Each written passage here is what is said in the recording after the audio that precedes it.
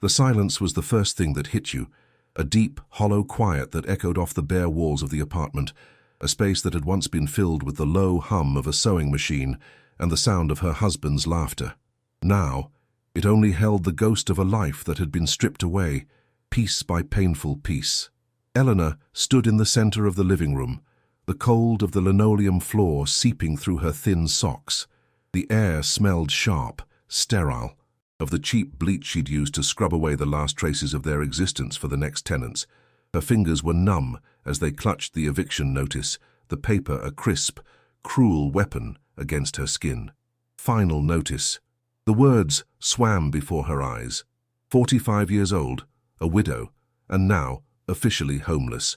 A wave of dizziness washed over her, and she had to place a hand on the wall to steady herself, her palm flat against the cool, unforgiving surface. She could feel her heart hammering against her ribs, a frantic bird trapped in a cage of bone. Each beat a countdown to utter destitution.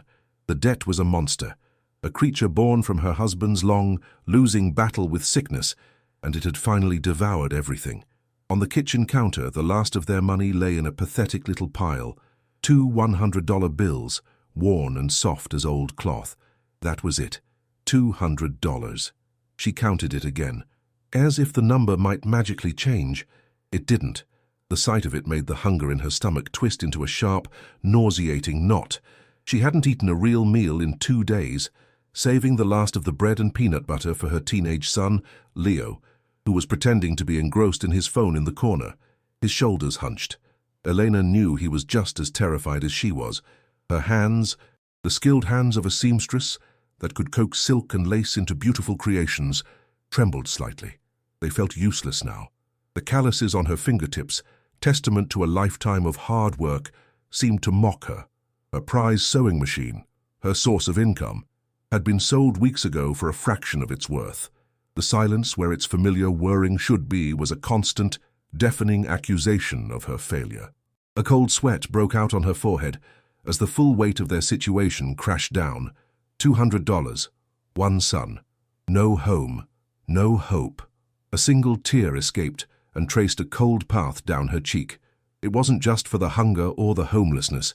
It was for the crushing absence of her husband, Mark. He would have known what to do. He always had a plan, a joke, a warm hand to squeeze her own.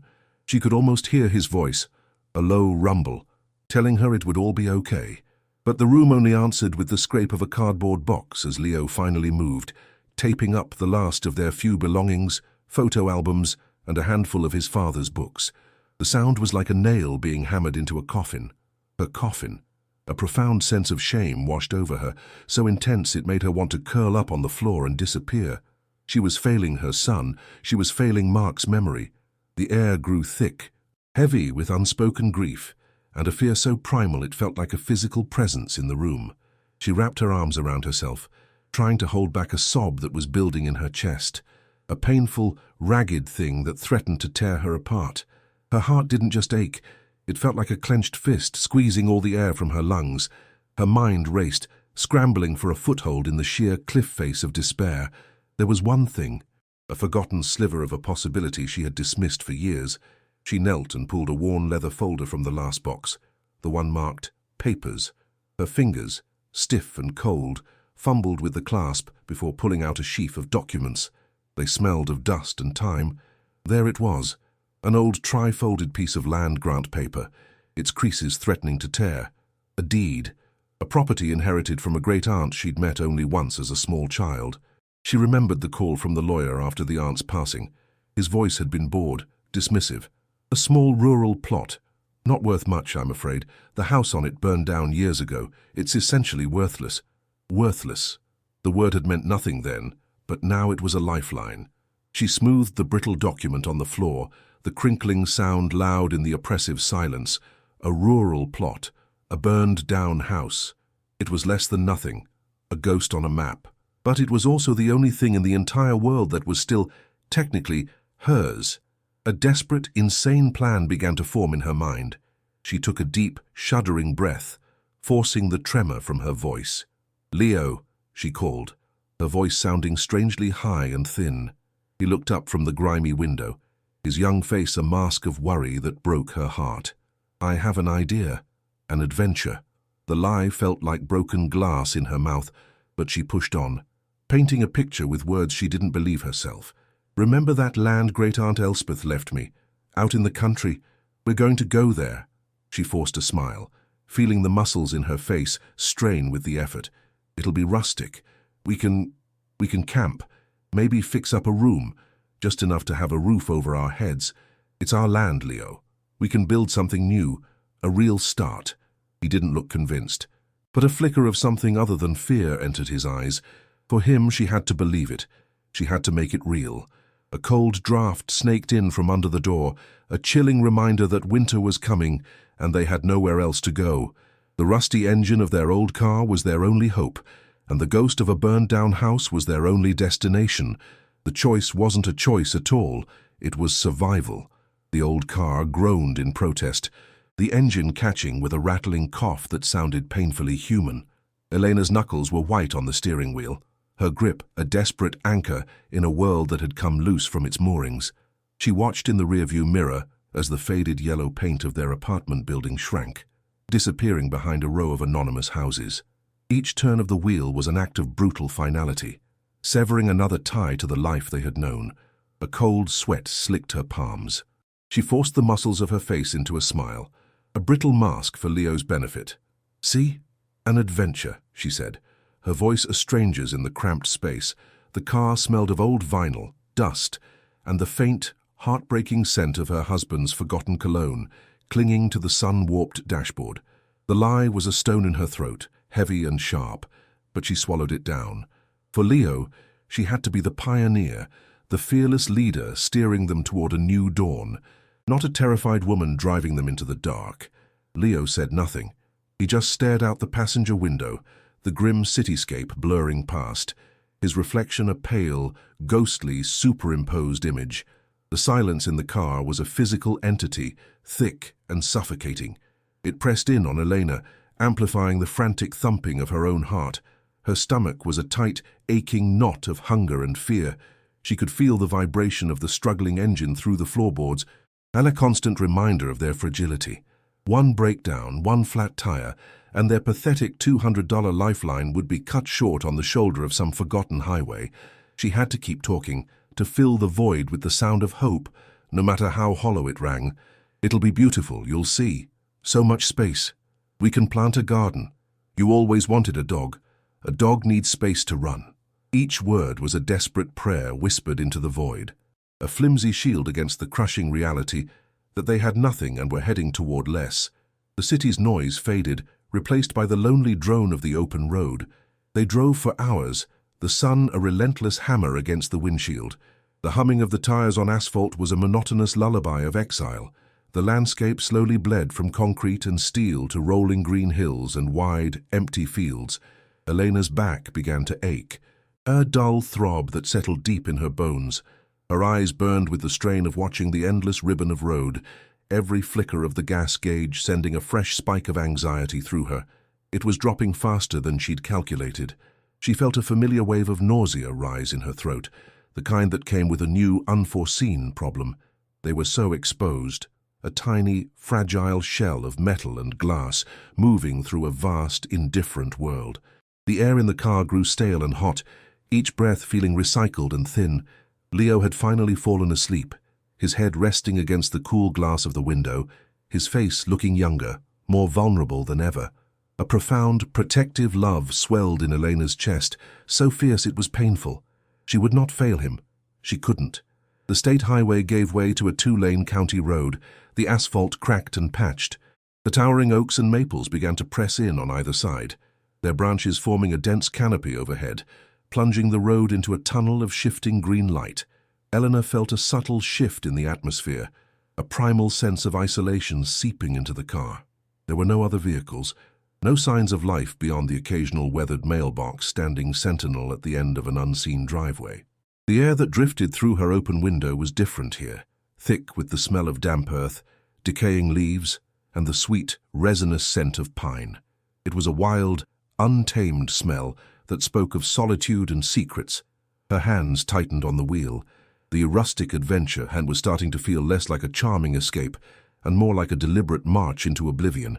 The engine whined as they climbed a steep hill, and for a terrifying moment, Elena thought it would give out completely. "Are we almost there?" Leo's voice, raspy with sleep, startled her.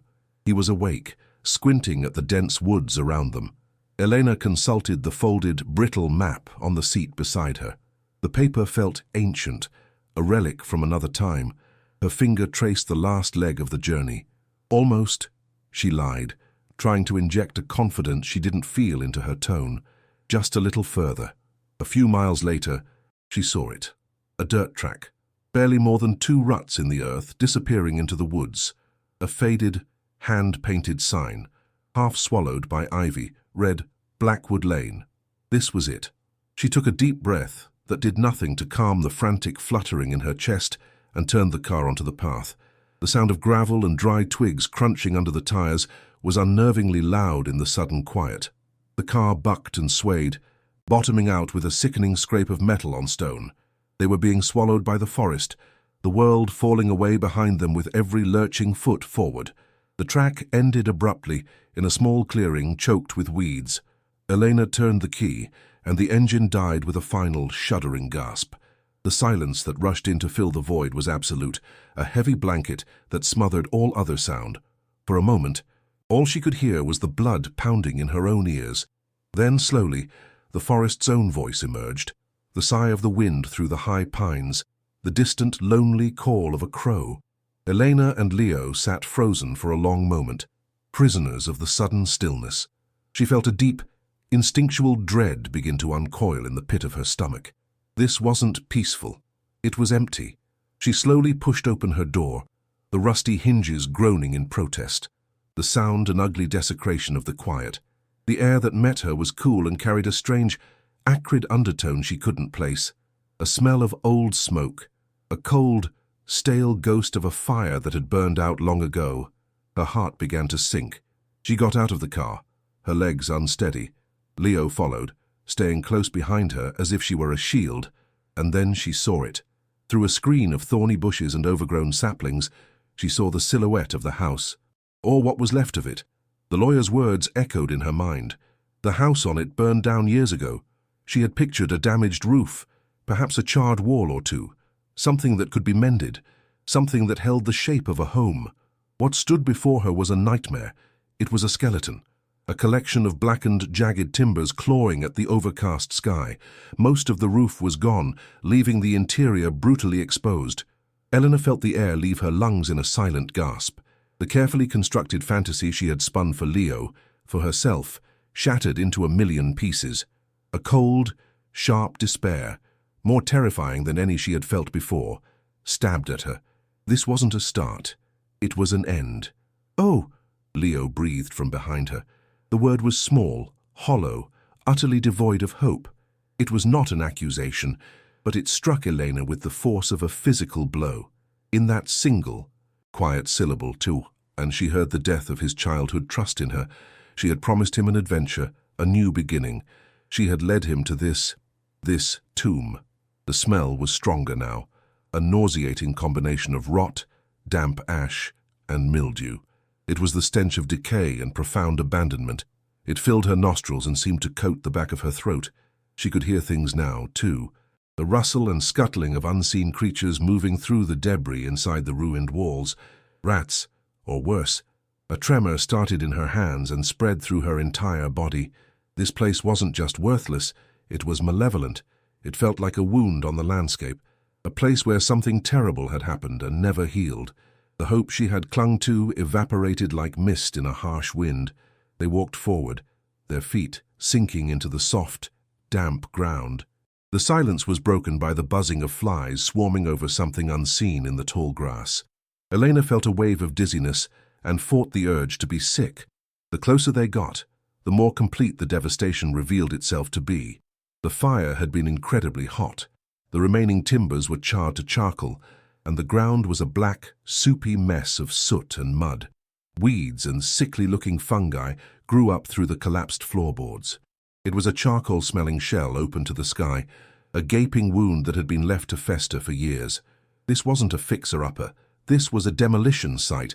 A profound sense of foolishness washed over her. How could she have been so stupid, so desperate, as to pin all their hopes on a place she had never seen, a place described to her as worthless? She had walked them willingly into this trap, trading one kind of homelessness for another, far more terrifying version. Her eyes scanned the wreckage, desperately searching for anything salvageable, any small corner that could offer shelter. There, at the back of the skeletal structure, there was a small section that seemed less destroyed than the rest. It was a single room, its walls made of thick, grey stone, soot-stained but still standing. It looked like an addition, or perhaps the oldest part of the original structure. A sliver of her desperate hope flickered back to life. A tiny, foolish spark. Maybe this one room was usable. Maybe they could clear it out, put a tarp over the top. It was a pathetic thought, but it was the only one she had. "Look, Leo," she said, her voice strained, pointing with a trembling finger. "That room. The walls are still good. We can start there." She began walking toward it, her boots making soft, squelching sounds in the muck, trying to project a confidence she was a universe away from feeling. She had to find something, anything to keep from falling apart in front of her son. As they neared the stone room, the smell of damp decay became overpowering. The doorway was a dark, gaping hole with no door. Peering inside, Elena's heart plummeted into an even deeper abyss of despair. The room had no roof. It was just 4 stone walls, open to the grey, unforgiving sky. The floor was a treacherous slurry of mud, fallen leaves, and slick, rotting debris. A thick layer of black soot coated every single surface, a greasy film that seemed to suck the very light from the air. In the center of the far wall was a massive stone fireplace, its opening a black maw filled with a compacted sludge of cold, wet ash and garbage that had blown in over the years. This wasn't a room. It was a containment pen, a cold, damp trap. The last spark of hope inside Elena was not just extinguished, it was drowned. The chilling reality hit her with the force of a physical impact. They were worse off than they had been in the city. Far, far worse. There was no electricity, no running water, no shelter. There was nothing. Just the ruins, the suffocating silence, and the encroaching wilderness. They were miles from the nearest town, with less than a quarter tank of gas and a handful of dollars that were utterly useless here. A hysterical laugh bubbled up in Elena's chest, a sound bordering on a sob. It was the laughter of someone who had hit the absolute bottom and was now staring down into a chasm. She had thought the eviction was the worst it could get. She had been wrong. This was the bottom of the pit, this profound, malevolent isolation. Here no one could see them, no one could hear them. They could die here, and the world would never even know they were gone. The sheer scale of her miscalculation was staggering. She felt her knees go weak, the strength draining out of her as if a plug had been pulled. She had to lean against the cold, soot-stained stone of the doorway to keep from collapsing. A cold wind swept through the ruin, rattling the branches of the skeletal trees and carrying the promise of a frigid night to come. Winter was not just coming, it was already here, in the chill that sank deep into Elena's bones. She looked at Leo. He had his arms wrapped tightly around himself, his thin jacket no match for the damp air. His face, which she had tried so hard to shield from fear, was a mask of pale, quiet terror. He was looking at her, his eyes wide with a question he didn't dare ask.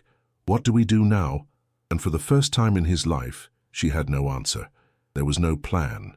There was no clever solution. There was only the ruin and the fast-approaching darkness. The lie of the adventure hung between them, a cruel, transparent ghost. She had failed him completely, utterly. The shame was a physical sensation, a burning heat that spread across her face and neck, even as the rest of her shivered with cold. She closed her eyes, and the image that filled her mind was the bare, clean apartment they had just left. It had seemed like a prison of failure then, but now it felt like a palace. At least it had walls, a roof, a light that switched on. It was a part of the world. This place was not. This was a forgotten corner of the world, a place where things were left to rot. A profound loneliness, deeper and more desolate than any grief she had ever known, washed over her. She felt untethered, a ghost haunting the wreckage of a life that wasn't even hers. The sounds of the forest, which had seemed merely quiet before, now sounded predatory. Every snap of a twig, every rustle of leaves was a potential threat in the growing dusk. Her body felt impossibly heavy, her limbs made of lead. Moving, thinking, even breathing required a monumental effort. Despair was no longer an emotion. It was a physical state, a crushing weight pressing her down into the mud. Tears she had refused to shed now burned behind her eyes, thick and hot. They weren't tears of grief for her husband or of self-pity for their poverty. They were tears of pure, undiluted terror. The lie she had told Leo, "We can build something new," echoed in her mind with vicious mockery. What could they build here? A grave. She had driven them into the wilderness with nothing but a foolish, desperate story. She had traded the known dangers of the city for the unknown, and infinitely more terrifying, dangers of complete isolation. As the first drops of a cold, miserable rain began to fall, spattering against the soot and stone, Elena finally let the tears come. They slid silently down her dirty cheeks, each one a testament to her absolute and total failure. She had reached the end of her hope, the end of her strength. She had brought her son to the end of the world, and she had no idea how they were going to survive the night. The rain began as a soft, mournful tapping against the fallen leaves, but quickly grew into a steady, cold drizzle that soaked through the thin fabric of Elena's jacket. Her body felt heavy, each limb a leaden weight, her will to move completely eroded by the soul-crushing despair of the ruin. Leo huddled beside her under the meager shelter of a stone overhang, his face pale and drawn. The cold was a physical entity, a predator seeping into their bones, promising a night of shivering misery. Elena knew, with a certainty that terrified her, that they would not last long out here. They had to get inside the one standing room. Pathetic as it was their only chance. "Come on," she whispered, her voice a dry rasp. "We have to clear a space. We have to try and make a fire." The words tasted like ash in her mouth, a promise she had no idea if she could keep. The thought of spending the night in that dark, reeking stone box was horrifying, but the thought of staying out in the open rain was a death sentence. Her mind, numb with shock just moments before, clicked into a primal survival mode. They stumbled into the four-walled stone room, the ground a treacherous combination of mud and debris. The open sky above them was now a sheet of slate grey, spitting cold water onto their faces. It was like standing at the bottom of a well. Elena's eyes went immediately to the one feature that offered a sliver of hope, the massive stone fireplace. It was choked with years of neglect, a compacted mass of wet leaves, dirt, and sodden ash back, but its structure was sound. If she could just clear the hearth, if she could find enough dry kindling under the fallen timbers, they might be able to create a small fire. A fire meant warmth. It meant light. It meant pushing back the encroaching darkness and the things that rustled in it. It was a monumental task, but the alternative was to simply lie down and let the cold take them. She looked at Leo, saw the fear in his eyes, and knew she could not let that happen. A fierce, desperate energy began to burn through the fog of her despair, a mother's instinct overriding all else. "Help me," she said, her voice stronger now. "We start with the fireplace." Her hands, the hands of a seamstress accustomed to delicate work, plunged into the cold, greasy sludge filling the hearth. The sensation was revolting. A wave of nausea rose in her throat as her fingers sank into the wet, gritty mass. It was a vile slurry of soot, rotted leaves, and the damp, cloying smell of decay. She began scooping it out by the handful, flinging the black muck onto the muddy floor behind her, her movements becoming frantic and repetitive. Each handful was an act of defiance against the ruin, against the cold, against the utter hopelessness of their situation.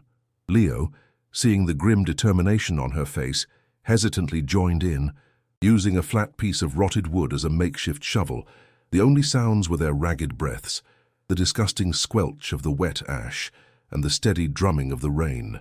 The work was grueling, and her back screamed in protest, but she ignored the pain, focusing only on the task, on the desperate need to carve out a single point of warmth in this cold, dead place.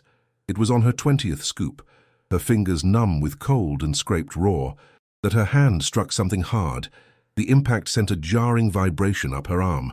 It wasn't the dull thud of a rock or the splintering give of wood. It was a sharp, metallic clink. A flicker of annoyance shot through her. Some piece of discarded junk was slowing her down. She dug her fingers around the object, trying to work it loose from the compacted, muddy ash. It was small, but firmly wedged. She gritted her teeth, her muscles straining as she pulled, the cold mud sucking at the object, refusing to release it. Her heart hammered in her chest, not from excitement, but from pure physical exertion and the relentless, gnawing anxiety of their plight. Finally, with a thick, sucking sound, the object came free, landing in her palm. It was heavy for its size, caked in a thick layer of black, foul-smelling grime. She barely gave it a second glance, her only thought to toss it aside and continue her desperate excavation of the hearth. But something made her pause, a strange, inexplicable curiosity. She straightened up, her back aching, and took a moment to examine the small, heavy lump in her hand. It felt wrong, its density out of place amongst the detritus of the fire. Wiping the thickest of the black sludge away on the damp, coarse fabric of her jeans, she rubbed at its surface with her thumb. A faint glimmer of metallic shine appeared through the grime, not the rusty brown of old iron, but a pale, silvery sheen. Her breath caught in her throat. She rubbed harder, her movements now urgent, scraping at the caked-on filth with her fingernail. More of the grime flaked away, revealing a slender, tarnished band. Her heart began to beat a little faster. It was a ring. Who would throw a silver ring into a fireplace? She held it up closer to the dim, grey light filtering down from the open sky, turning it over and over in her trembling fingers, her mind struggling to make sense of the discovery. It was just a piece of old jewelry, a forgotten trinket. It meant nothing. Then she saw it. As she wiped away a final smear of soot from the setting, a deep dark blue winked back at her. A stone, a single, small, oval-cut sapphire. A gasp escaped her lips, a small, choked sound. The world around her seemed to fall away. The cold, the rain, the suffocating smell of rot, it all vanished, replaced by a roaring in her ears. A sudden, vivid image flared in her mind, this exact ring on a slender, graceful hand, the sapphire, a brilliant spark of blue against pale skin, a hand gesturing as it told a story, a hand resting on her own small one as they crossed a street. It was a memory buried so deep she hadn't known it was still there. The memory of her mother's hand. Her fingers went numb. The ring felt like it was burning a hole in her palm, a piece of impossible, superheated metal. It couldn't be. It was just a similar ring, a coincidence, a trick of her desperate, grieving mind.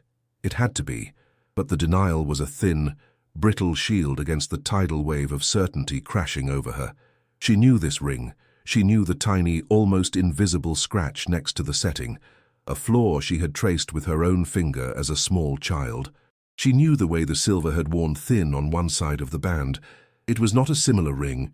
It was the ring, her mother's ring, the one she had worn every single day of her life, the one that was supposedly buried with her, lost in the mangled wreckage of a car crash on a rain-slicked highway when Eleanor was just a little girl. A violent shiver racked her entire body, a convulsion of pure shock that had nothing to do with the cold. Her stomach clenched, and for a terrifying second, she thought she was going to be sick. The logic of her world fractured. The foundational story of her life, the tragic tale of her mother's sudden death, was a lie. Because this ring, her mother's ring, was here, in her hand, pulled from the ashes of a burned-down house in the middle of nowhere, a house that had belonged to a great-aunt she barely knew. The pieces didn't fit. They couldn't fit. "Mom, what is it? Are you okay?" Leo's voice cut through the haze of her shock, sounding distant and small. She looked at him, but her eyes didn't truly see him. She was looking through him, back through decades of a life built on a false foundation. She couldn't speak.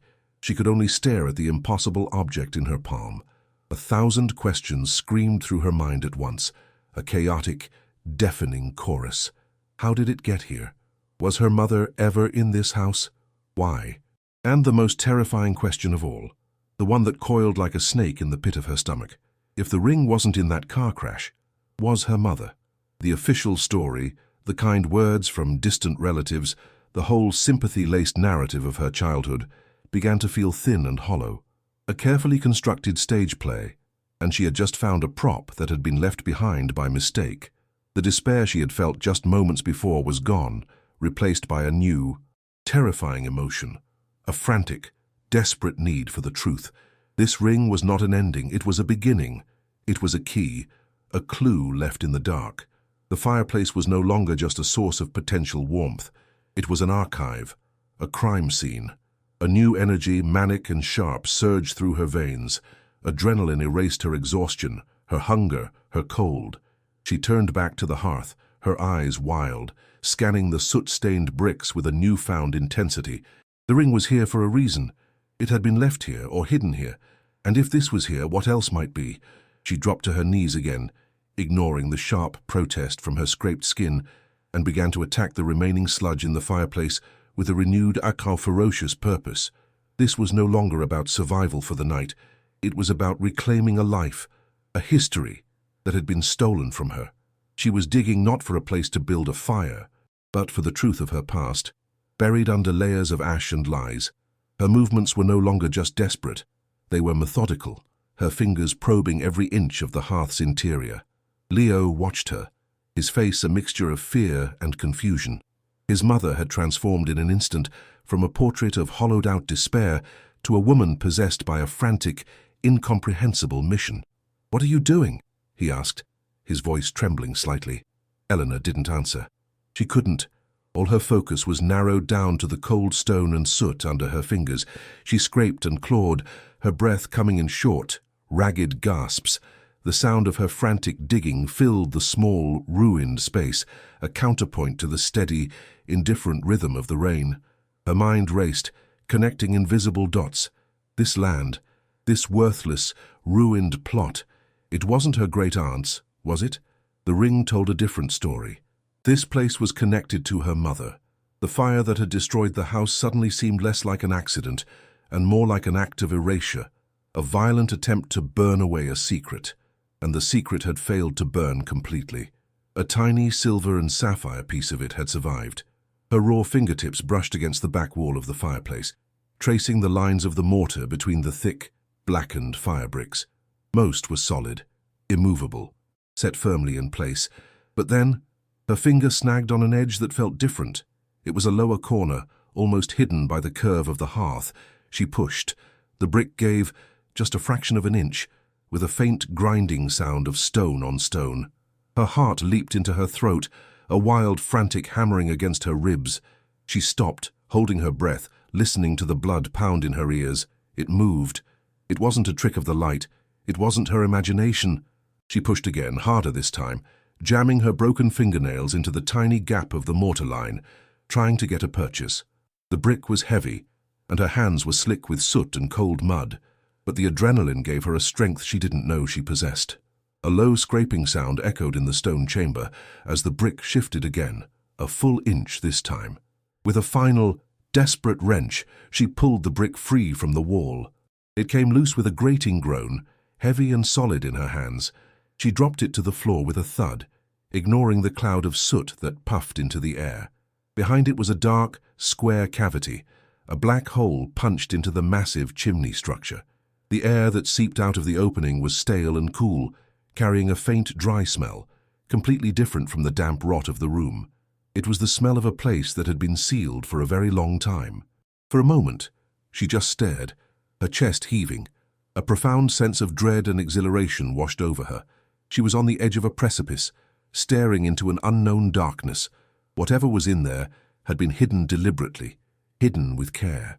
The ring was the signpost, and this was the destination.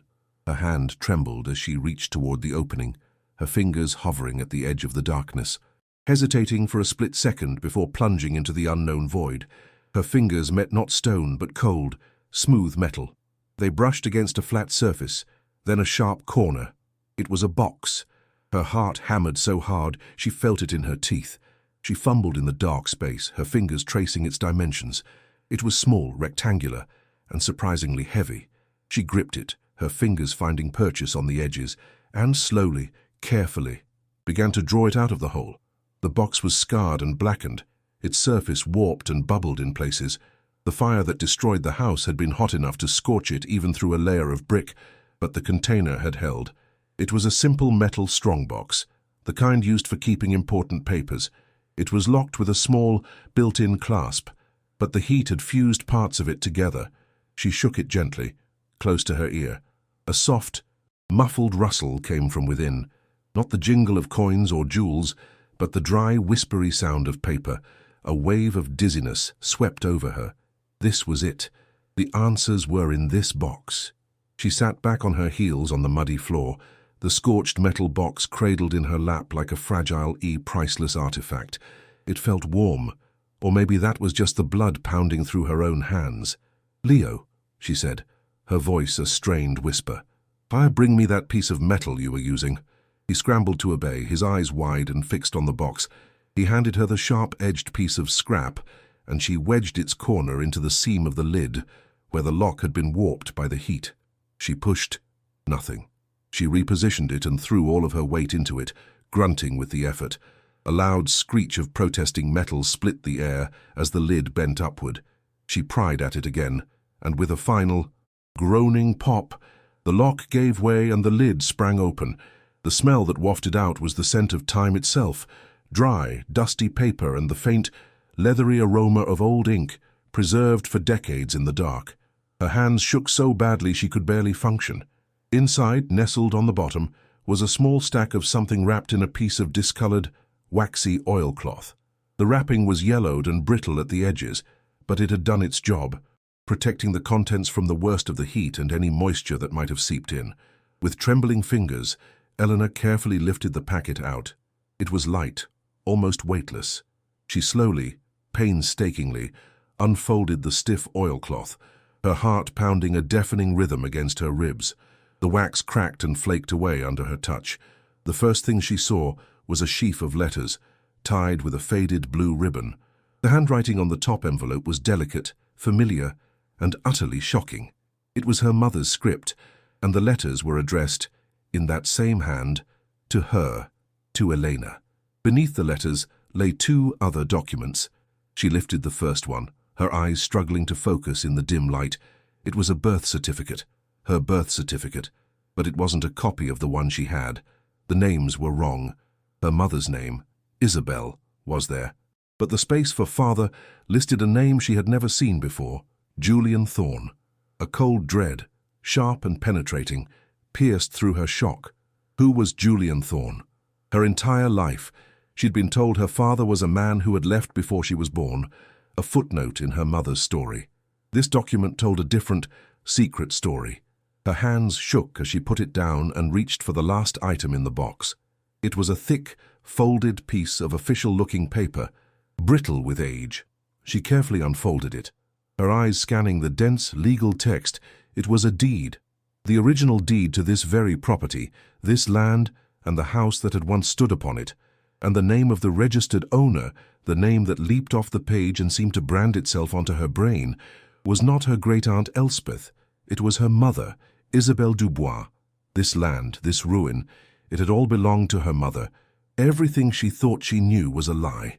The rain fell harder, a cold, relentless drumming on the unseen world outside their stone shell. Eleanor's hands, trembling, hovered over the scorched metal box.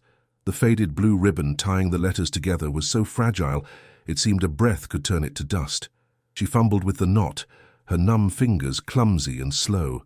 A scent rose from the oilcloth wrapping, not of mold or decay, but of time itself.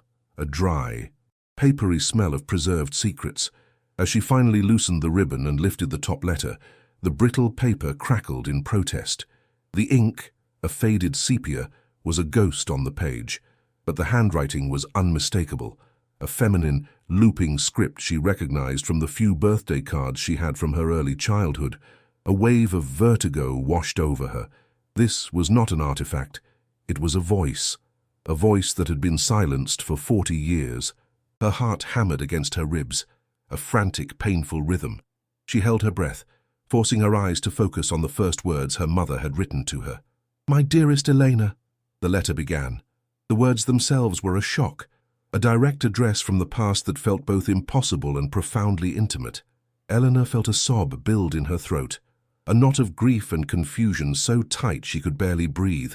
She forced it down, her hunger for the truth overriding everything else. Her mother's words painted a picture of a life she never knew, a life filled with love and hope. She wrote of meeting a young man named Julian Thorne, not in a grand ballroom, but at a local farmer's market. She described his kind eyes and a laugh that made her feel like the sun had come out from behind the clouds. The pages spoke of secret picnics on this very land, which had been her family's for generations. Elena could almost smell the wildflowers her mother described, almost feel the warmth of the sun on her skin. She was reading a love story, a vibrant, happy prelude to a tragedy she was only just beginning to understand. The story was so full of life, it made the cold, dead ruin around her feel even more obscene. The second letter was dated a few months later. The joyful energy of the first was still there, but a new thread had been woven in, a delicate, tremulous excitement. Isabel was pregnant. She wrote of telling Julian of how he had lifted her off her feet and spun her around in the middle of this very field, promising to build her a dynasty of love, not power. But then the name appeared, a dark blot on the happy page, Marcus Thorne, Julian's father. Isabel described him as a man made of ambition and ice, a patriarch who saw the world only in terms of assets to be acquired. He had been trying to buy her family's land for years, not for the quaint farmhouse or the rolling meadows, but for the precious, invisible resource that lay beneath, a deep, vast aquifer, a source of endless water in a region where water was becoming more valuable than gold. Isabel had always refused, cherishing the land for its beauty, for the memories it held. But now, with a child on the way, her refusal had taken on a new and dangerous weight. The next letter was different. The looping script was tighter, more angular. The words felt hurried, tense. A cold knot of dread formed in Elena's stomach as she read Julian had been sent away, suddenly, on an urgent business trip to South America. It was supposed to be for a week, but 2 had passed with no word. The day after he left, Marcus Thorne had paid Isabel a visit, alone. Her mother's words described the encounter with chilling clarity. He had been impeccably polite, his voice a smooth, cultured baritone, but his eyes were like a reptile's, cold and unblinking. He didn't ask to buy the land this time. He told her she would sell it. He spoke of her unfortunate situation, a young, unmarried woman about to have a child. He offered her a tidy sum to disappear, to give the baby up for a proper upbringing. When she refused, his smile never wavered, but a coldness entered the room that chilled her to the bone. "I always get what I want, my dear," he had said before leaving. One way or another, a feeling of nausea rose in Elena's throat. She could feel her mother's fear, as if it were her own, a cold hand gripping her heart across the chasm of 40 years. The next letter confirmed her dread. It was written on a smaller piece of paper, the handwriting nearly a scrawl. "He's watching the house," it read. "A black car sits at the end of the road from dawn until dusk. The phone line is dead. I tried to call your grandmother, but all I hear is static." The paranoia was a living thing on the page, a frantic energy that made Elena's own skin crawl. "I fear the worst," Isabel had written. "I fear for Julian, and I fear for us, my sweet, unborn Elena. I am hiding these papers, the deed, your true birth certificate, and these letters. I am putting them in the fireplace. They're behind the loose brick. If you are reading this, it means my fears came true. The ring I wear, my mother's ring, I will hide in the ashes. Let it be the key. Let it prove I was here. I love you more than life itself. Do not let him win." Elena's entire body went cold, a deep, cellular chill that had nothing to do with the rain. The story of her life, the simple, tragic narrative of a mother lost in a random accident, shattered into a million pieces. It wasn't an accident. It was an execution, an erasure. Her mother hadn't abandoned her. She had been stolen, kidnapped, and erased by a powerful man who wanted her land. The fire that destroyed this house was no accident either. It was a final, brutal act of desecration, an attempt to burn away the last lingering ghost of Isabelle Dubois, a hot, furious rage, unlike anything Eleanor had ever felt, began to burn through her shock and grief. It was a righteous fire in her veins, a fury on behalf of the young woman who wrote these letters, the mother she never got to know. She looked around at the ruin, at the skeletal timbers and soot-stained stone, and saw it not as a place of failure, but as a crime scene. She was sitting in the middle of her mother's tomb, holding the evidence of her murder. It was then that she heard it, a sound so alien to the desolate quiet of the woods that it felt like a physical blow. It was not the sigh of the wind or the rustle of an animal. It was the low, confident rumble of a powerful engine. It grew steadily louder, a deep-throated growl that spoke of money and modernity. A knot of pure, primal fear tightened in Elena's gut. Who would be coming here, to this dead-end track in the middle of nowhere? She scrambled to her feet, shoving the precious letters back into the warped metal box and snapping the lid shut. "Leo," she hissed, her voice a raw whisper. "Get back behind the wall, now!" Twin beams of brilliant white light sliced through the gloomy twilight, sweeping across the clearing and painting the ruins in stark, monstrous relief. The headlights seemed to pin Elena in place, a startled animal caught in the glare. An enormous, gleaming black truck, a behemoth of chrome and steel, utterly at odds with the decay surrounding it, pulled to a stop just yards from the ruin, its engine idling with a menacing purr. The driver's side door opened, and a figure emerged, silhouetted against the blinding headlights. The figure raised a large black umbrella, blocking the glare, and began to walk toward her. Elena's heart seized in her chest. It was a man, tall and broad-shouldered, moving with an unnerving confidence over the muddy, uneven ground. He was old, his hair a shock of perfectly coiffed silver that seemed to glow in the gloom, but he stood straight and proud, exuding an aura of absolute authority. He wore a tailored cashmere overcoat and polished leather shoes that seemed absurd in this wilderness. As he drew closer, his face came into view, and Elena felt the air leave her lungs. It was a handsome face, etched with the fine lines of age, but the eyes were sharp and predatory, and the mouth was set in a firm, unsmiling line. She knew, with a certainty that was as absolute and terrifying as death, that this was him. This was the man from the letters. This was Marcus Thorne. He was real, and he was here. "Quite a storm we're having," he said. His voice was exactly as her mother had described it, a smooth, cultured baritone, like honey laced with poison. It carried easily over the sound of the rain. He stopped a few feet from her, his gaze sweeping over the ruin with a look of mild distaste before settling on her. He didn't seem surprised to find her here. It was as if he'd been expecting her. "I'm Marcus Thorne. My property borders this old plot." The lie was so smooth, so practiced, it was almost believable. "I heard from one of my groundskeepers that someone was camping out here. I couldn't, in good conscience, leave a woman and a child out in this weather." His eyes, the color of a winter sky, flicked past her, trying to locate Leo. Elena instinctively moved to block his view, her body a fragile shield. She clutched the metal box to her chest, its cold, hard edges a tangible link to the truth. She felt a hysterical laugh bubble in her throat. The murderer had come to offer condolences. He tilted his head, a gesture of feigned sympathy. A real tragedy. What happened here? The old Dubois place went up in smoke years ago. "Faulty wiring," they said. He sighed, a theatrical sound of regret. "This land, it's tainted by bad memories. Unlucky." Every word was a lie, a carefully polished stone laid over the crime he had committed. Elena's blood ran cold, then hot, with a silent, burning fury. The sheer, breathtaking arrogance of the man to stand on the grave of the woman he destroyed and speak of bad luck. She wanted to scream, to fly at him, to claw at his benevolent, monstrous face. She wanted to shove the scorched metal box into his hands and watch his mask of civility shatter, but a primal instinct for self-preservation froze the words in her throat. She was alone with him. Her son was hiding just feet away. This man had made her mother disappear. What would he do to her? The silence stretched, thick and heavy, broken only by the drumming of the rain on his umbrella.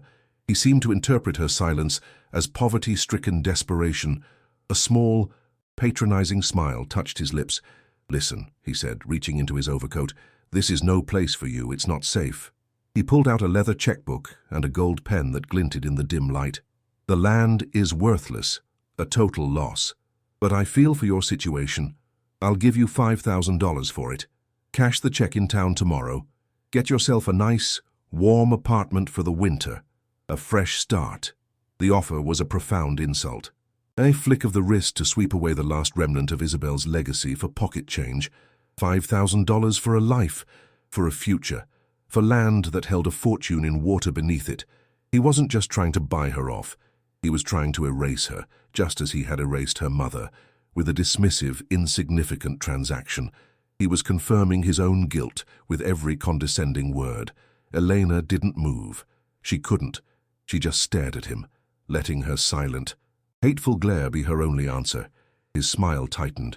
He wasn't used to being refused, not even by a silent, rain-soaked woman clutching a rusty box. Her stillness, her lack of a grateful, fawning response, seemed to unsettle him. A flicker of something cold and hard passed through his eyes. The benevolent grandfather mask slipped, revealing the predator beneath. He slowly, deliberately, put the checkbook back in his pocket. The air grew thick with menace. "It's a generous offer," he said, his voice dropping to a low, quiet murmur that was more terrifying than any shout. "You should take it." He took a small step closer, his umbrella casting her face in shadow. "Some places," he continued, his voice now a silken threat, "are just cursed with bad luck. Fires, accidents. It'd be a real tragedy if that bad luck were to continue." His gaze shifted, deliberately, to the spot behind the stone wall where Leo was hiding. But especially for the boy, the threat was unmistakable. A shard of ice plunged directly into Elena's heart. He held her gaze for one more chilling second, a silent promise of violence in his cold eyes. Then, without another word, he turned his back on her and walked calmly back to his truck. The door slammed shut, a sound as final as a gunshot in the oppressive quiet. The powerful engine roared to life, and the truck executed a brutish three-point turn in the mud, its headlights once again sweeping across the ruin before it disappeared back down the dark, wooded track. He was gone, but the terror he left behind was a physical presence, a suffocating blanket that settled over the clearing. Eleanor stood frozen, her knuckles white where she clutched the box. The rain plastered her hair to her face, mingling with the silent tears of rage and fear now streaming down her cheeks. She held the truth in her hands. A terrible and powerful weapon, but he had just made it clear he would not hesitate to destroy her and her son, to keep it buried. She sank to her knees in the mud, the strength finally leaving her limbs. Her mind was a whirlwind of impossible choices. The letters were proof. The deed was proof. Her mother's ghost was screaming for justice from the pages in this box. But Marcus Thorne was not a ghost. He was a real and powerful monster. A man who had gotten away with murder for 40 years and had just threatened her child with a chillingly casual cruelty. To fight him would be to step into a war she could not possibly win. He had money, influence, and a complete lack of morality. She had $200, a broken-down car, and a secret that could get them both killed. To run, to take the box and disappear into the night, would be to save her son, but it would also be to let the monster win. To let her mother's memory be trampled into the mud for good. The weight of the choice was crushing, a physical burden on her soul. The rain continued to fall, washing the world clean, but Elena felt irrevocably stained by the evil she had just encountered. The box in her lap was no longer just a collection of papers. It was a choice, justice or survival, vengeance or safety, her mother's legacy or her son's life. The questions circled in her mind, a frantic, desperate spiral with no clear answer. She was trapped between the ghosts of the past and the predators of the present, with her son's future hanging precariously in the balance. The path to justice was guarded by a man who dealt in death, and the path to safety was paved with cowardice and her mother's eternal silence. The weight of this decision was too much for one person to bear. What would you do in her place? Would you use the truth as a weapon, knowing it could trigger a war you might not survive? Or would you bury it forever to protect the only family you have left? The powerful engine's growl faded into the immense, suffocating quiet of the forest, and the absence of its sound was more terrifying than its presence had been. Elena remained frozen on her knees, a statue of despair in the cold, clinging mud. Thorne's voice echoed in her mind, a silken ribbon of pure menace wrapping around her heart and squeezing tight. A tragedy if that bad luck were to continue. The words were not a threat. They were a prophecy, a glimpse into a future he was fully prepared to author. A cold shudder racked her body, a violent tremor that had nothing to do with the relentless, chilling rain that soaked through her thin jacket and plastered her hair to her skull. She clutched the metal box tighter against her chest, the warped edges digging into her skin. a painful physical anchor to the impossible reality she now faced. The truth was no longer a key to her past. It was a weapon pointed directly at her and her son, and the man holding the trigger had just walked away with a polite smile. The very air felt thick with his lingering evil, a poisonous miasma that coated her tongue and filled her lungs with the taste of fear and damp decay. A small, shuffling sound broke the spell of her paralysis. Leo. He moved from behind the crumbling stone wall, his teenage bravado completely stripped away, leaving only a pale, terrified boy. "Mum, who was that man?" His voice was a fragile whisper, nearly swallowed by the steady drumming of the rain. Elena wanted to lie, to conjure another story of rustic adventure, but the words wouldn't form. The lie was dead, drowned in the mud alongside her hope. All she could do was shake her head, a slow, heavy movement that felt like it required all the strength she had left. He knew. Her son wasn't a child anymore. He had seen the pure malice in that man's arrival, had felt the temperature of the world drop when he spoke. Her failure was complete. She had not only led him to this desolate ruin, but had also exposed him to the monster that created it. The shame was a burning acid in her gut, more painful than the hunger, more chilling than the cold. She had to get him away from here. The thought was a single clear bell tolling in the chaos of her mind. They couldn't stay. Thorne's threat had not been idle, but where could they go? The thought sent a fresh wave of panic cresting over her. The car was a death trap, a sputtering metal coffin that would be lucky to make it back to the main road, let alone out of the county. Thorne would be looking for it. He would be looking for them. They were trapped, mice in a maze designed by a cat that enjoyed a slow, cruel game. Her eyes, wide with terror, scanned the impenetrable wall of black trees that encircled the clearing. The forest was no longer a place of solitude, it was a prison. Every shadow seemed to coalesce into a watching figure. Every rustle of leaves was a footstep. Every sigh of the wind was Thorne's whispered promise of more bad luck. A hysterical sob caught in her throat. She was utterly, completely alone with a secret that could get them killed and no way to escape. The weight of the metal box in her arms felt impossibly heavy now, not a treasure, but a tombstone. For a moment, the impulse to hurl it into the darkness, to bury the truth and run, was so overwhelming it made her physically dizzy. It was her mother's voice. It was all she had left of her. Her gaze, frantic and desperate, swept the impenetrable black wall of the tree line one last time, and that's when she saw it. A flicker, so faint, so distant. It was almost an illusion, a trick of her tear-blurred eyes. Through a small gap in the dense canopy of rain-lashed leaves, a single point of yellow light pulsed with a weak but steady rhythm. A window, a house, a neighbor. The realization hit her with the force of a physical blow, a sudden, sharp intake of breath. Hope, an emotion she thought had been extinguished forever, sparked feebly in the cold darkness of her heart. But it was immediately followed by a chilling wave of suspicion. Who lived out here, in the shadow of Thorne's empire? Was it a friend, another forgotten soul clinging to a patch of land? Or was it another enemy, another pair of eyes in his vast network of spies? A trap disguised as a sanctuary. To approach that light would be to walk willingly into another unknown, to reveal themselves and their terrible secret to a complete stranger. But staying here was to do nothing but wait for Thorne to make good on his promise. She looked at Leo. He had pulled the collar of his thin jacket up to his chin, his body trembling uncontrollably from a mixture of cold and fear. His eyes never left her face, filled with a desperate, childlike trust that shattered her heart. He believed she had a plan. He believed she could save them. In that moment, the choice became brutally clear. There was no real choice at all. To remain in the ruin was to passively accept their own execution. It was to wait for the heavy footsteps in the dark, for the brutal finality of Thorne's bad luck. That was not survival. It was surrender. Moving toward that distant, unknown light was a gamble, a terrifying leap of faith into a black void. But it was an action. It was a chance. It was a refusal to die here, in the mud and the rain. On Thorne's terms, a new, steely resolve began to solidify in her gut, forged in the fire of her maternal instinct. She would not let this monster take her son. She would carry her mother's story out of this grave and into the light, or she would die trying. She would not be a victim. She would be a survivor. She struggled to her feet, her muscles screaming in protest, the cold mud sucking at her boots with a greedy sound. "Leo," she began, her voice a raw whisper. "I were going to—" She was cut off by a new sound. It wasn't the distant growl of Thorne's luxury truck, but a closer, more labored noise. The unmistakable rattle of an old, struggling engine, much like her own.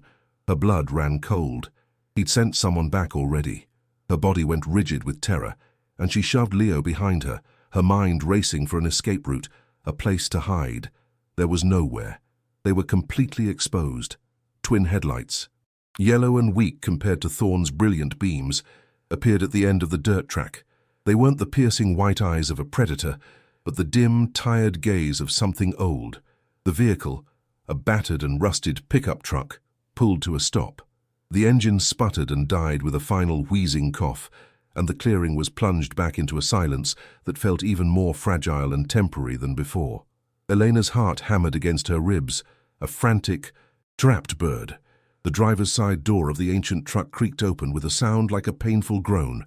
A figure emerged, not tall and imposing like Thorne, but stooped and weathered. The man was old, his back bent by years of hard labor. He held a flickering oil lantern in one hand, the warm, unsteady light casting a small dancing circle around him and pushing back weakly against the immense darkness. The light caught the glint of rain on a worn flannel shirt and the deep lines etched into his face. He didn't move with authority, but with a slow, cautious deliberation, his boots sinking into the mud as he began to walk toward the ruin. He held the lantern high, its glow illuminating his features more clearly. His face was a roadmap of a long, hard life, but his eyes, as they found Elena, held not malice, but a profound and weary sadness, mixed with a cautious curiosity. He stopped about 20 feet away, the lantern light making the rain between them look like a curtain of falling diamonds. He wasn't a threat. Elena felt it in her bones. He was something else. "Saw the lights from Thorne's truck," the old man said, his voice a low, gravelly rumble, like stones shifting at the bottom of a river. It was a voice accustomed to disuse. "Figured I'd best come see who he was bothering out here at this hour." He didn't ask her name or what she was doing there. His gaze was fixed on the ruin behind her, a look of ancient, painful memory in his pale blue eyes. "He doesn't come down this track unless he wants something, or wants to get rid of something." The statement hung in the air, heavy with unspoken history. He seemed to be speaking more to the ghost of the house than to her. Elena felt a strange, inexplicable loosening of the knot of terror in her chest. This man, this stranger, he knew about Thorne. He knew what this place was. His presence felt less like an intrusion and more like a vigil, one he had been keeping for a very long time. The smell of the lantern's oil was sharp and clean in the damp air, a scent of simple work and honest living that stood in stark contrast to the cloying perfume of Thorne's wealth and deceit. He finally lowered his gaze from the blackened timbers and looked directly at her, then at the terrified face of her son peeking out from behind her. His expression softened with a flicker of pity. "You folks in trouble?" he asked, the question gentle but direct. The simple kindness in his voice, after the cold menace of Thorne's, was almost her undoing.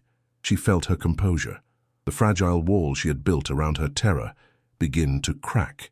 Tears pricked at her eyes, hot and sharp. This was her chance, her one insane gamble. She could stay silent, clinging to her paranoia, or she could trust this stranger with the sad eyes and the rusty truck. She could trust the flicker of recognition she saw in his face when he looked at the ruin. She took a deep, shuddering breath, the cold, wet air stinging her lungs. The choice was made in a heartbeat, a desperate leap of faith born from the absolute certainty that she could not face this alone. She had to trust someone. Her instincts screamed that this man was the one. This was the guardian of the story. She took a hesitant step forward, her boots making a squelching sound in the mud. The old man didn't flinch, just watched her, his expression patient and waiting. Her hands trembled as she clutched the metal box. What if she was wrong? What if he was one of Thorne's men, a more subtle, patient kind of trap? The doubt was a cold whisper in her ear, but she pushed it away. She had to. "He threatened us," she said, her voice cracking. "He threatened my son." The old man's jaw tightened, a subtle shift in the weathered landscape of his face. He nodded slowly, as if he had expected this. "That's his way," he murmured. "He offered me money for this land," she continued, the words tumbling out now, a torrent of fear and desperation. "He said it was worthless, unlucky." She took another step, holding the scorched metal box out in front of her like a shield. "But it's not worthless. It belonged to my mother. Her name was Isabelle Dubois." The name, spoken aloud in this place for the first time in 40 years, felt like an incantation, a word of power that changed the very air between them. The reaction was instantaneous and profound. The old man flinched as if he'd been physically struck. The lantern in his hand trembled violently, sending wild, dancing shadows across his face. The color drained from his already pale features, leaving his skin the color of old parchment. "Isabelle," he whispered, the name a ragged, broken thing, a ghost on his lips. His eyes, which had been filled with a weary sadness, now swam with a fresh, sharp agony. A deep, guttural sound, half gasp, half sob, escaped his throat. He took a staggering step back, one hand coming up to brace himself against the trunk of a skeletal, fire-blackened tree. It was the reaction of a man seeing a ghost, of a man whose oldest, most carefully buried wound had just been torn open. Elena knew with absolute certainty that she had made the right choice. This man didn't just know of her mother, he had known her. The depth of his grief was a testament to a connection that time had not managed to erase. He was the ally she hadn't dared to pray for. Elena's own tears began to fall freely now, tears not of fear, but of a strange, heart-breaking relief. She wasn't alone anymore. She fumbled with the clasp of the metal box, her numb fingers barely obeying her.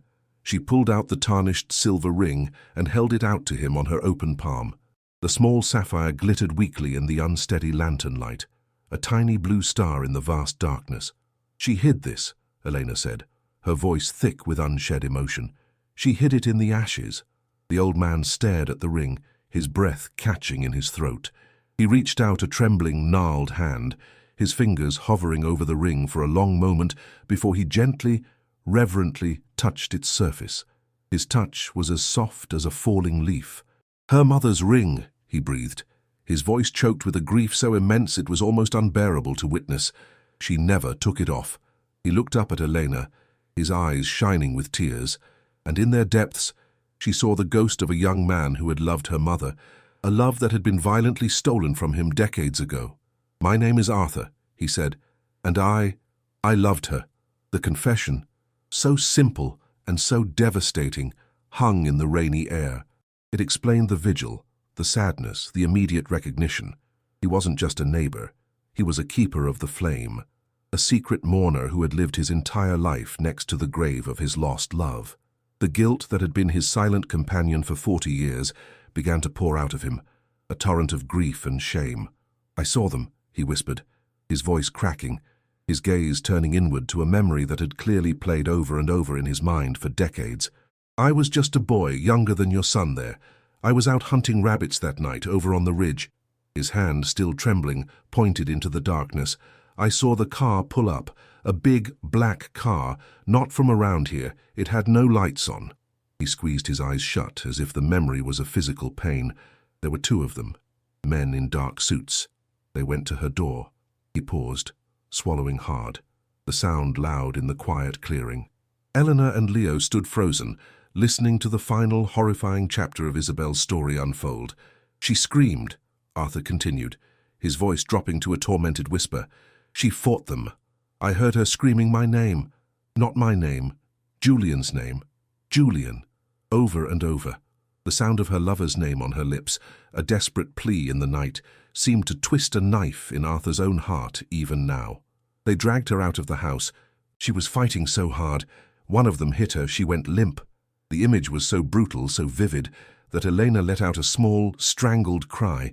She could see it all, the dark car, the violent men, her mother's desperate struggle.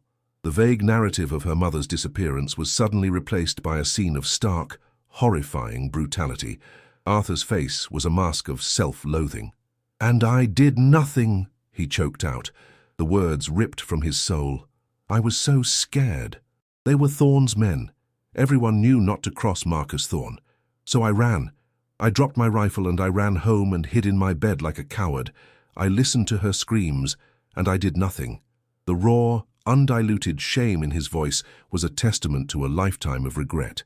He opened his eyes, and they were filled with a terrible, bleak clarity. The next day, he said, his voice flat and dead, the story was all over town. Isabelle Dubois had packed up and left in the middle of the night. Ran off, they said. Abandoned her land, her family name. A week later, Thorne's people were here, fencing off the property. He absorbed it into his empire, just like he did with everything else. He shook his head, a slow, bitter movement. Then, years later, the fire. They called it an accident, but I knew. He was burning the evidence, burning her memory off the face of the earth. He looked from the ruin to Eleanor, his gaze intense. But he didn't know she had a daughter. He didn't know about you. A new light came into his eyes, a flicker of something other than guilt, a spark of purpose. He staged her death a few months after that. A car crash, a burned body, a closed casket. It was all a lie to finalize his claim on her assets, to make sure Julian, if he ever came back, would have nothing to look for. The pieces of the puzzle clicked together, forming a picture of unimaginable cruelty and greed. But where did they take her? Elena asked, the question a desperate plea. What did they do with her? Arthur's face grew even darker, the lines around his mouth tightening. He leaned in closer, his voice dropping to a conspiratorial, fearful whisper, as if the very trees were listening. There was a place, he said, the words heavy with dread. A private asylum, about 30 miles from here. It's been closed down for 20 years now, just a ruin itself. It was called Willow Creek Sanitarium. The name sent a chill down Elena's spine, a name that sounded both deceptively peaceful and deeply sinister. It wasn't a real hospital, Arthur continued, his eyes wide. It was a place where powerful men sent inconvenient people, wives who knew too much, business partners who wouldn't sell, daughters who got pregnant by the wrong man. People went in, but they didn't come out. It was Thorne's private dumping ground. He sat on their board of directors. He funded them. He owned them. The final, horrifying piece of the puzzle slotted into place. Her mother hadn't been killed that night. She had been buried alive. The full, monstrous weight of the truth settled upon them, a suffocating silence broken only by the rain. Her mother alive, locked away in a house of horrors for years, possibly decades, while the world thought she was dead. The cruelty of it was beyond comprehension. Elena felt a wave of nausea so profound she had to brace herself against the same soot-stained wall where her son had hidden. The rage she had felt earlier was now eclipsed by a grief that was vast and deep, a black ocean of loss for a life her mother never got to live and a life she never got to have. Leo, sensing the shift, moved to her side, his small hand finding hers in the darkness. His touch was an anchor in the swirling chaos of her emotions.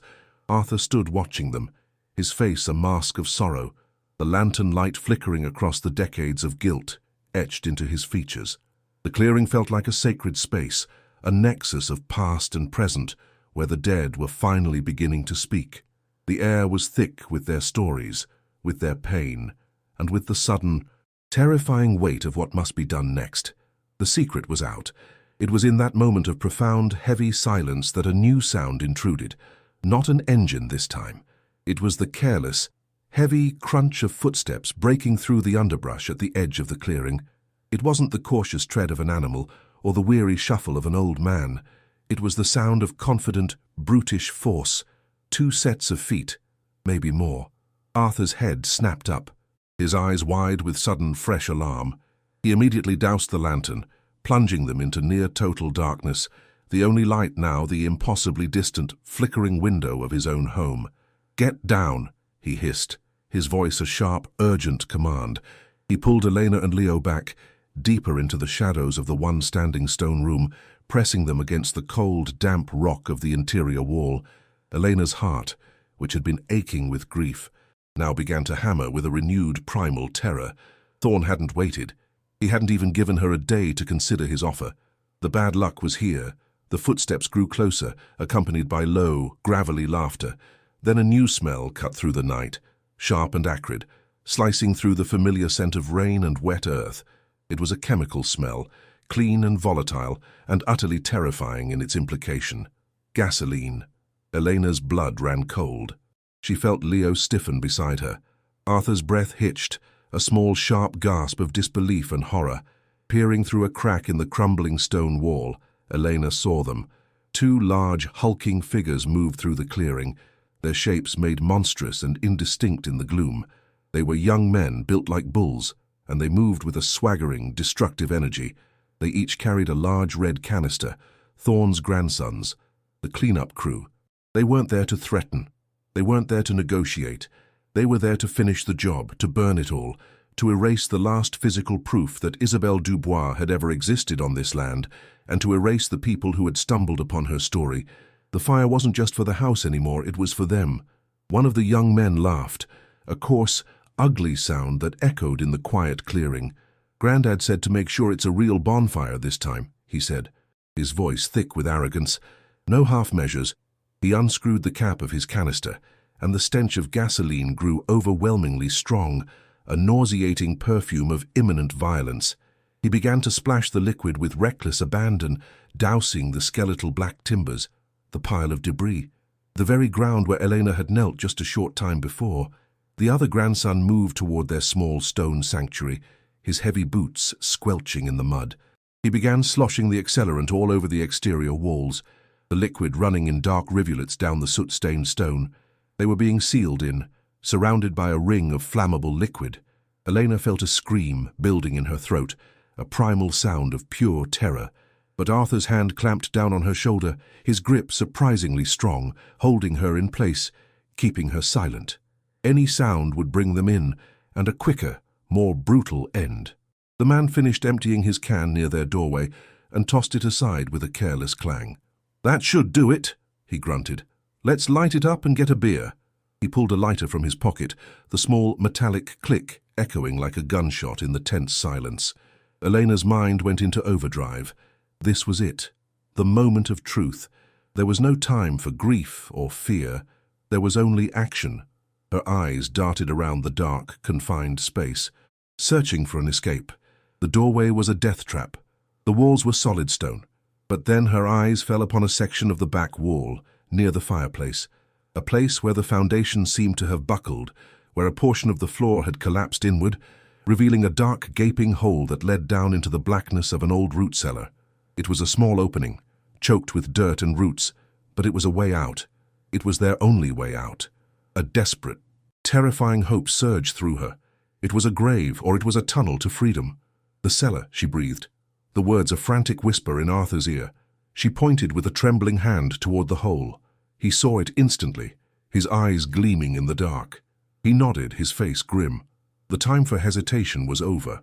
As one of Thorn's grandsons flicked the lighter, cupping his hand around the nascent flame, Eleanor acted. She grabbed the metal box, shoving it into Leo's arms.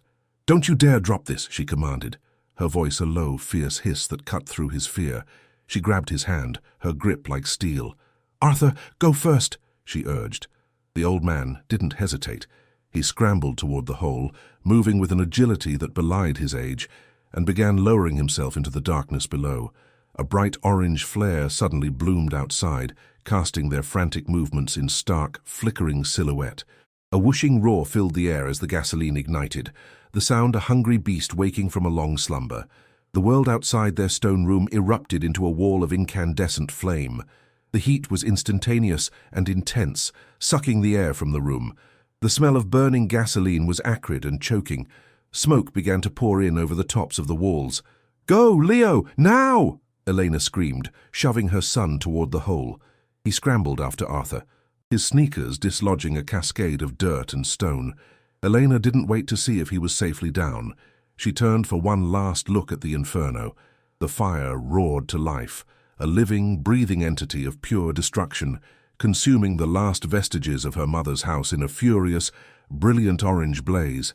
The flames clawed at the sky, a funeral pyre 40 years in the making.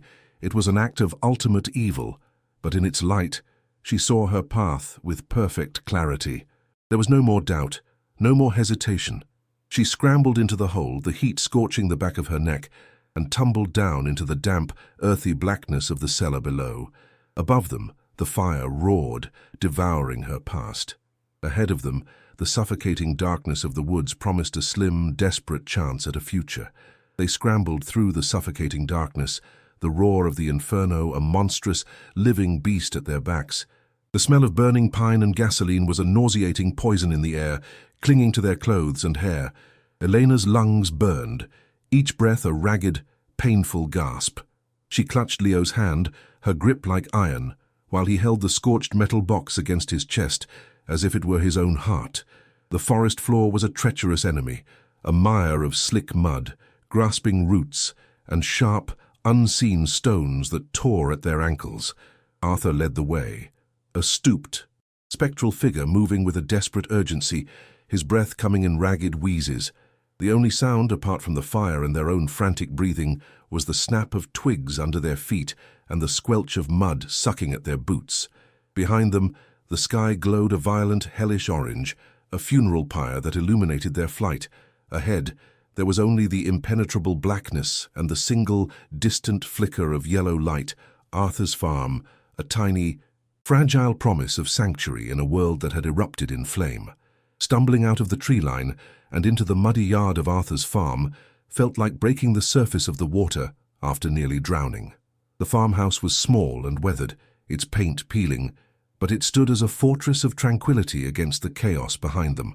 As Arthur pushed open the door, a wave of warmth and unfamiliar peace washed over Elena. The air inside smelled of old wood smoke, brewing coffee, and the faint, clean scent of rain-soaked earth.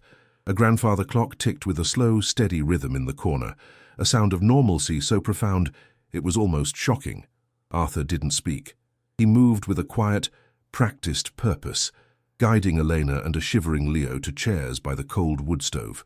He draped thick, coarse wool blankets over their shoulders, the heavy fabric a comforting solid weight against their trembling bodies.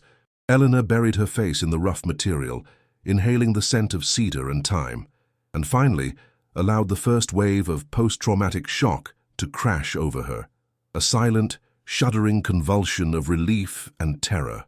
Arthur bypassed the local sheriff's number tacked to a corkboard by the door. He knew that call would be a death sentence, a direct line to Thorne's network of corruption. Instead, he pulled a small, battered leather address book from a drawer, its pages yellowed and soft with age. His gnarled finger, shaking only slightly, traced down a column of names until it stopped. He picked up the heavy receiver of an old black rotary phone that sat on a small table. The whirring clicks as he dialed the number were unnervingly loud in the quiet, lamplit room. Eleanor held her breath, watching him, the metal box now sitting on the table between them like a sacred relic. "Sarah, it's Arthur Finch," he said, his voice a low, urgent murmur into the receiver. "You told me to call if I ever had something real on Thorne, something he couldn't bury." He paused, listening. "I'm looking at it now. It's Isabelle Dubois. Her daughter is here, and they have proof, everything. He tried to kill them tonight.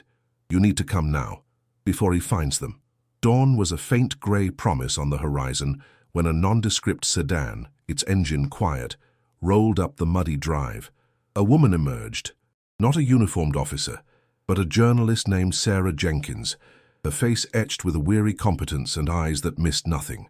She carried no weapons, only a battered leather briefcase and an aura of relentless determination.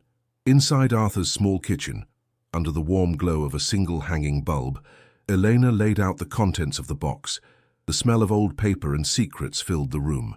The letters, the true birth certificate, the original deed. Each piece was placed on the worn wooden table. With her voice hoarse and raw, Eleanor recounted the entire nightmare, her words punctuated by Arthur's solemn nods and his own guilt-ridden account of the night Isabelle was taken. Sarah listened without interruption, her expression hardening from professional interest to cold, focused fury. She picked up one of Isabelle's letters, her touch gentle, reverent. "For 20 years, I've been chasing rumors about this man," she said softly. "This isn't a rumor, this is a reckoning." Sarah Jenkins understood the geography of power. She knew Thorne's influence was a cancer that had metastasized throughout the county's institutions. Her calls were not made to the local barracks, but to the state capitol, to a trusted contact in the Attorney General's office who owed her a significant favor.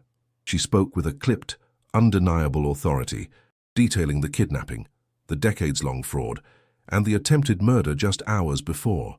A larger, more powerful machine, one beyond Thorne's control, slowly began to grind into motion. Within the hour, 2 unmarked state police cars arrived, not to arrest but to protect. Elena, Leo, and Arthur were quietly escorted away from the farm, moved to a sterile but secure motel 2 counties over. The anonymity was a strange comfort. For the first time, Elena felt the shield of a legitimate authority around her and her son, a force far greater than Thorne's localized tyranny. The agonizing wait for news began, each passing hour a lifetime, the air thick with the fragile, terrifying electricity of impending justice. The news broke on the small television in their motel room, not as a local rumor, but as the lead story on the statewide evening broadcast. The footage was breathtaking. A fleet of dark blue state police cruisers, lights flashing silently, streamed through the ornate wrought-iron gates of Marcus Thorne's palatial estate. The camera zoomed in on the front door as it was breached. Moments later, Marcus Thorne, the untouchable patriarch, the revered philanthropist, was led out in handcuffs. His silver hair was unkempt, his tailored suit rumpled. His face, usually a mask of calm authority, was a canvas of pure, sputtering disbelief that quickly curdled into venomous rage. As he was pushed into the back of a police car, he looked directly into the camera, and Elena saw not a powerful man, but a cornered animal, stripped of its camouflage. The news anchor spoke of charges that were once unthinkable: kidnapping, conspiracy to commit murder, decades of financial fraud. The empire of ice and intimidation had shattered. A profound, shuddering sob of pure vindication escaped Elena's lips. It was over. He couldn't hurt them anymore.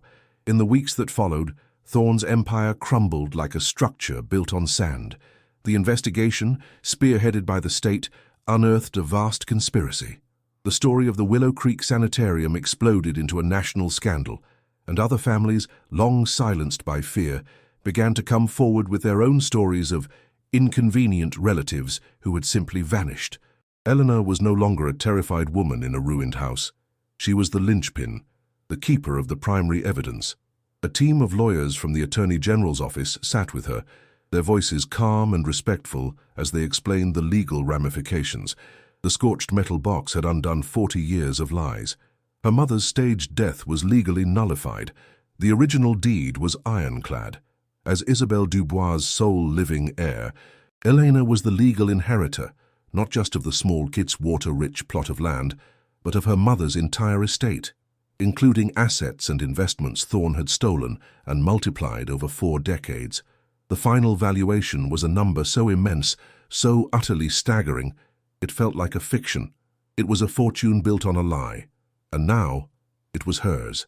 6 months later, the silence in Elena's new home was a gentle, soothing presence. The air didn't smell of bleach and eviction, but of lemon polish and the faint corn-sweet scent of roses from the garden. Sunlight streamed through large, clean windows, illuminating the dust motes dancing in the air. This was a place of peace, not of panic. Gone were the days of counting her last few dollars. On a large oak desk, she now reviewed the final charter for the Isabelle Dubois Justice Foundation, a non-profit legal aid organization dedicated to fighting for the rights of those wrongfully institutionalized and stripped of their assets. Her signature on the founding documents was firm and confident. The trauma of that night in the rain and fire remained, a thin, silvery scar on her soul, but it no longer defined her. The gnawing hunger of poverty had been replaced by a quiet, burning sense of purpose. Her hands, which had once trembled with fear and cold, were now steady, the instruments of her mother's enduring and powerful legacy of justice. In a sun-drenched alcove overlooking the garden, a brand-new top-of-the-line sewing machine sat waiting. Its quiet, powerful hum filled the room as Elena guided a piece of soft blue linen under the needle. The sound was no longer a reminder of a desperate struggle for income, but a soothing melody of creation and reclamation. She was sewing for herself, for the simple joy of it, the familiar motion a form of therapy for her still healing heart. Leo walked in, not with the hunched shoulders of fear, but with the easy confidence of a young man whose future was a broad, open horizon. He chattered about college tours and program choices, his voice filled with an excitement that was the sweetest music Elena had ever heard.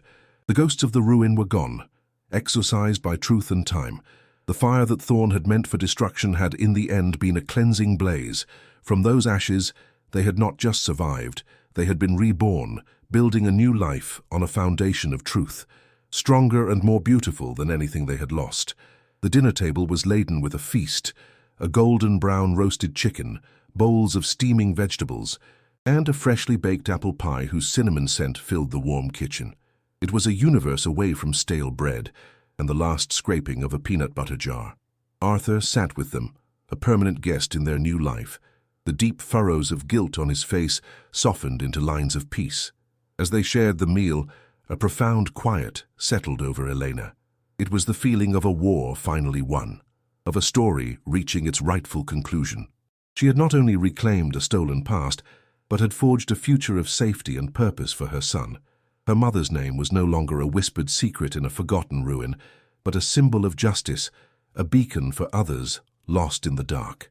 Elena's harrowing journey from the absolute bottom to this moment of quiet victory is a testament to love and the fact that truth, no matter how deeply buried, can rise from the ashes.